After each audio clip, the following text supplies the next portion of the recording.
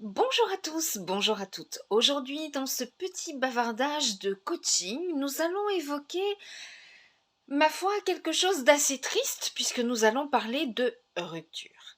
À quel moment est-il nécessaire de rompre? Une rupture qui va être faite dans un moment mûrement réfléchi et non pas sur un coup de tête à se dire c'est fini, je ne l'aime plus, etc., etc. Une rupture qui va être définitive et non pas on se remet ensemble, on se sépare, on se remet ensemble, on se resépare, etc., etc. Voilà. On va voir donc les bons moments pour rompre. C'est le moment de rompre lorsque vous n'arrivez pas à vous positionner réellement dans cette relation. Vous êtes ensemble depuis un long moment et vous n'arrivez pas véritablement à vous positionner. Est-ce que vous êtes vraiment sa petite amie officielle? Est-ce que vous n'êtes qu'un plan d'un soir? Enfin, plutôt pas, peut-être pas un plan d'un soir, mais je veux dire une sex friend.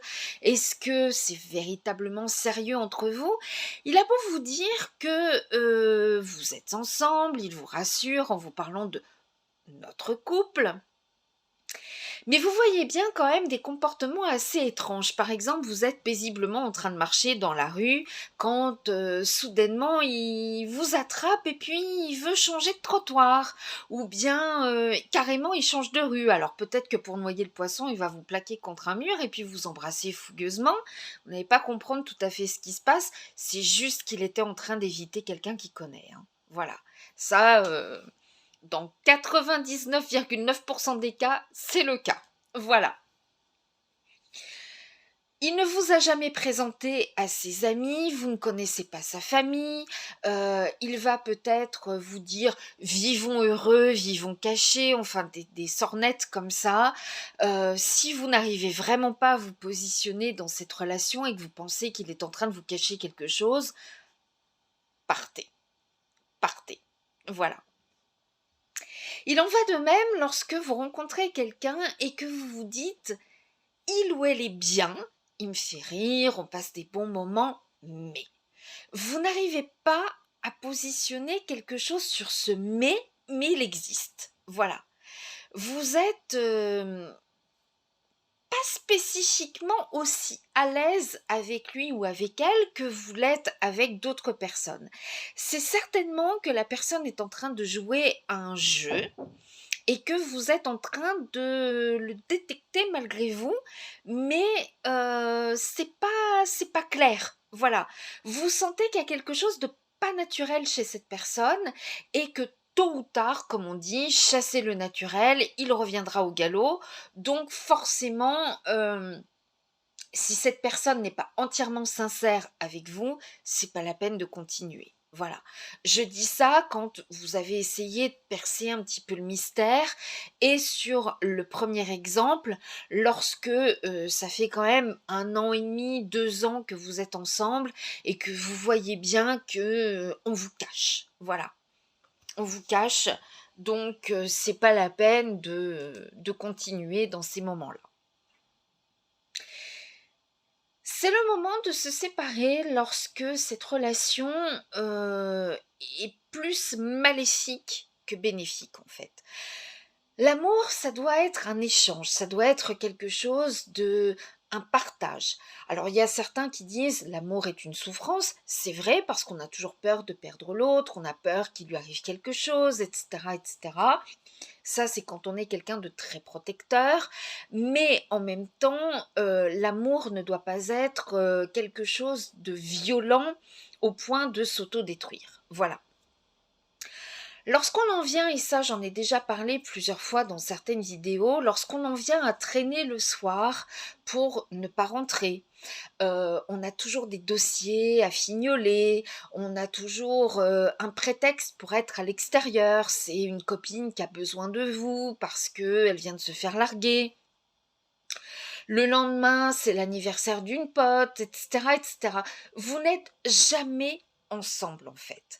Vous vous sentez bien le soir après le travail, vous vous sentez anormalement fatigué. Vous avez des palpitations, vous avez mal à la tête, vous avez mal au ventre. Alors vous allez dire: «C'est le travail, ça me prend la tête».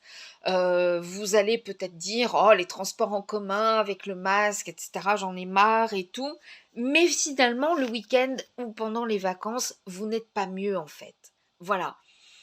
Donc, à ce moment-là, on peut penser que c'est le fait d'être en contact avec votre partenaire, de rentrer à la maison dans ce climat malsain avec des reproches, des insultes, des injures, etc. Eh bien, c'est pas la peine. Si vous voulez vraiment sauver votre couple, peut-être prenez un toit différent ou si vraiment c'est pas sauvable, je pense que c'est le moment de se séparer. Parce que qu'est-ce qui va arriver? Pour essayer de, comment dire? D'éviter ce mal-être au fond de vous, vous allez peut-être commencer à prendre des médicaments, vous allez peut-être, un peu plus fumer, boire de l'alcool et cetera et cetera. Donc ce n'est absolument pas bon.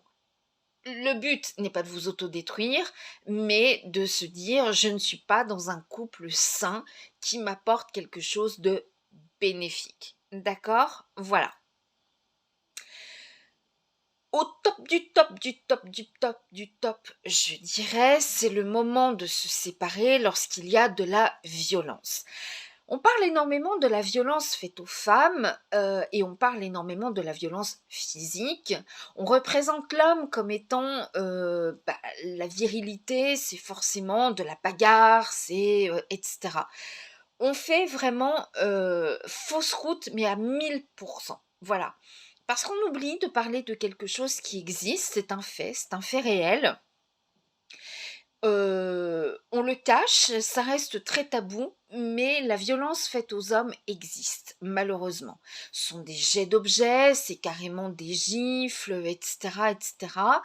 Quand on arrive à lever la main sur son partenaire, quand on en arrive à dire des choses qui sont extrêmement blessantes pour le détruire psychologiquement, c'est le moment d'arrêter. Voilà, c'est vraiment le moment d'arrêter. Peut-être qu'il va vous dire, il va ou elle va se confondre en excuses en disant, «Je suis pas bien en ce moment, tu m'as poussé à bout» et cetera. Il y a souvent des signes avant-coureurs, voilà. Par exemple, je ne sais pas, hein, je vais dire, vous l'avez taquiné sur des choses qui lui sont propres, un défaut physique, une façon de parler, quelque chose qui peut faire penser à ses racines et cetera. Vous vous êtes moqué. Il ou elle vous a demandé d'arrêter cela parce que ça le blesse et vous avez continué et un jour, eh bien, pour arrêter ça, la main ou le coup est parti et les 2 ne s'excusent pas. Voilà. Donc quand il y a un coup, un geste vraiment de violence, partez. Partez immédiatement. OK, je l'avoue, je suis allée trop loin. Mais toi aussi. On aurait dû se séparer avant d'en arriver là.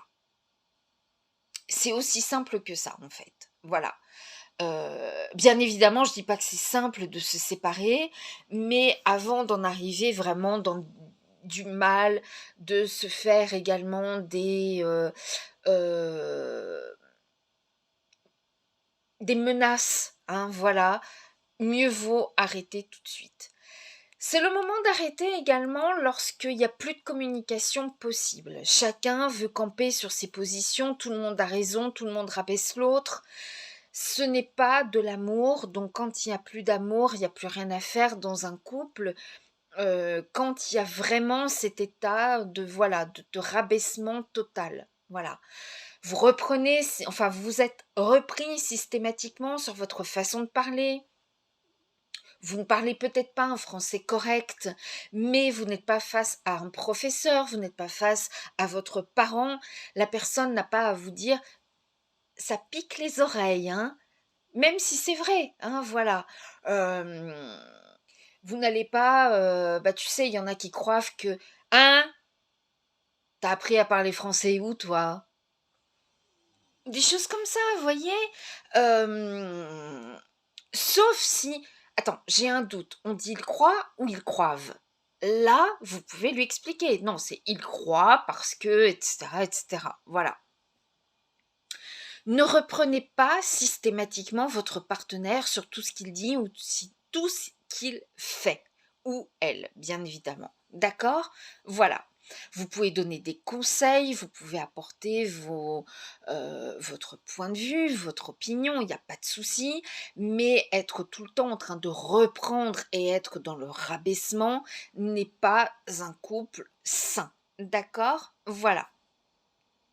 Quand on a tout essayé et que vous avez vraiment l'impression qu'il n'y a que vous qui faites des efforts pour sauver ce couple, que l'autre a fait des efforts peut-être sur du très très très court terme, c'est le moment de penser qu'il n'y a que un sur deux qui veut sauver le couple, donc c'est pas la peine de continuer, de s'enfermer dans une histoire qui est vouée de toute façon à l'échec. Voilà. C'est dur de se séparer, c'est un échec. Bien évidemment, on se met pas en couple avec quelqu'un pour se séparer 6 mois, 1 an, 2 ans, 10 ans après. Ça, c'est clair. Mais quand on en souffre énormément, quand on souffre d'une relation, c'est pas la peine de continuer. Voilà. Donc, même si c'est dur, même si vous allez passer par des pages très dures, de souffrance physique, morale, etc., de cette rupture, dites-vous bien que d'être dans une relation malsaine, c'est très, très, très mauvais également. Très bonne fin de journée, bon dimanche à tous, je vous embrasse et soyez heureux. Bisous, ciao.